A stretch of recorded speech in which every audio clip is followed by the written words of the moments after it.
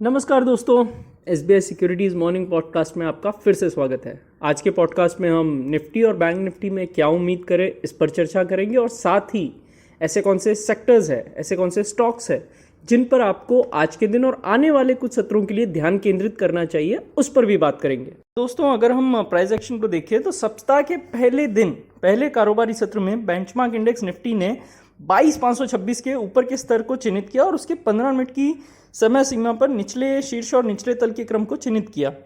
ये 0.76% की गिरावट के साथ 22,350 के स्तर के नीचे बंद हुआ है। दैनिक पैमाने पर अगर हम देखें तो इसने बड़ी जो कैंडल स्टिक है वो बनाई है और वो बेयरिश है, और अब ये एक तरह से कंसोलिडेशन की जो पॉसिबिलिटी है उसको दर्शाता है बड़े फ्रेम पे। तो ये तो हुई निफ्टी की एक बात। अब देखें तो इंडाइसेस अगर हम देखें सेक्टोरियल, तो उसमें निफ्टी हेल्थ केयर और निफ्टी फार्मा, ये जो इंडाइसेस है वो पॉजिटिव नोट पर क्लोज होने में कामयाब रहे।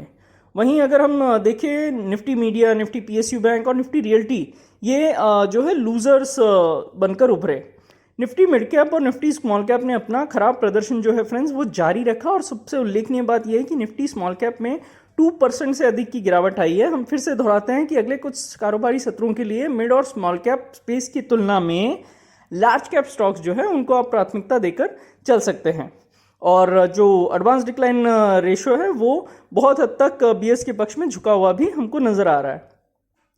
निफ्टी पर आते हैं तो सपोर्ट जो है 22,300 के 10 ईएमए स्तर और उसके बाद 22,180, 22,200 इस 20 ईएमए जोन पर प्लेस्ड है। अगर 22,180, 22,200 जो है वो सपोर्ट होल्ड रहता है तो इंडेक्स जो है 22,480 से 22,510 की ओर वापस रिबाउंड दिखा सकता है। 22,510 के ऊपर एक अगर अच्छा वहाँ पे सस्टेन करता है निफ्टी, तो वहाँ से 22,640 से 650 इस जोन तक हम आगे बढ़ सकते हैं। वहीं अगर नेगेटिव साइड पे बात करें तो 22,180 के नीचे 22,020 यानी 22,020 और 21,950 इन लेवल्स तक हमको एक मुनाफा वसूली भी जो है वो तेज़ी से आती हुई नज़र आ सकती है। अगर हम डेरिवेटिव्स डेटा को अध्ययन करें तो पीसीआर 0.7 पर प्लेस्ड है और 22,500, 22,600 इन स्ट्राइक पर अच्छी खासी राइटिंग जो है वो हमको नज़र आ रही है। और अगर हम पुट में देखें तो 22,300, 22,200 यहाँ पर राइटिंग दिख रही है। तो रेंज निकालते हैं तो 22,160 और 22,550 यह रेंज जो है निकल कर आती हुई हमें नज़र आ रही है। 22,150, 22,160 और 22,550, 22,560 ये रेंज निकल कर आ रही है। बैंक निफ्टी को देखें तो बैंक निफ्टी 1% से ज़्यादा की गिरावट के साथ 47,400 के नीचे बंद हुआ है। ओवरऑल इसने भी निफ्टी की तरह एक बियरिश कैंडलस्टिक फॉर्म की है डेली चार्ट्स पर। आगे बैंक निफ्टी के लिए जो सपोर्ट है वो 47,250 पर 10 ईएमए जोन और 46,900 जो कि 20 ईएमए का जोन है वहाँ पर मिलता हुआ नज़र आ सकता है।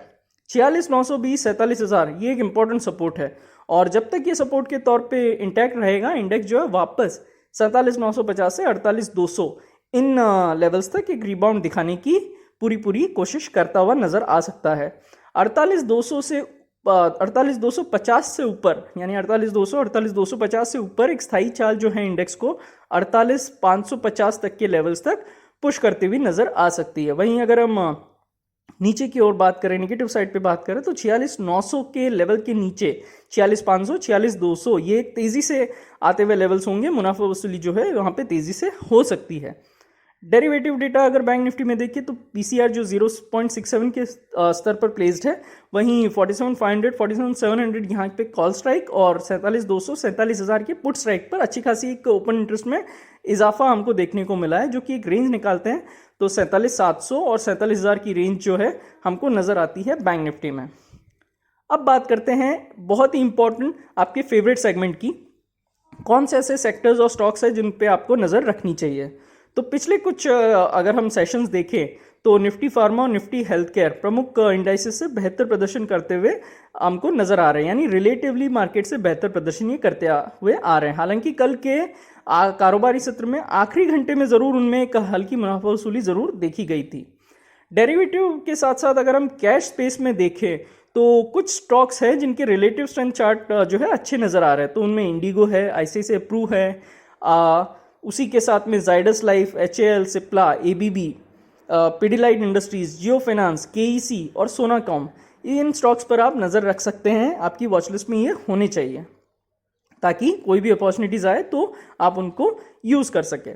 FIDI डेटा को देखें तो FIDI दोनों कल क्रमशः 4212 और 3238 करोड़ के ओवरऑल नेट खरीदार रहे, यानी दोनों ने ही खरीदारी की। इंडेक्स फ्यूचर्स के लिए जो FI का लॉन्ग शॉर्ट रेशियो है फ्रेंड्स वो 41.8 पर है, क्योंकि उन्होंने शुद्ध आधार पर 1180 इंडेक्स फ्यूचर्स बेचे हैं।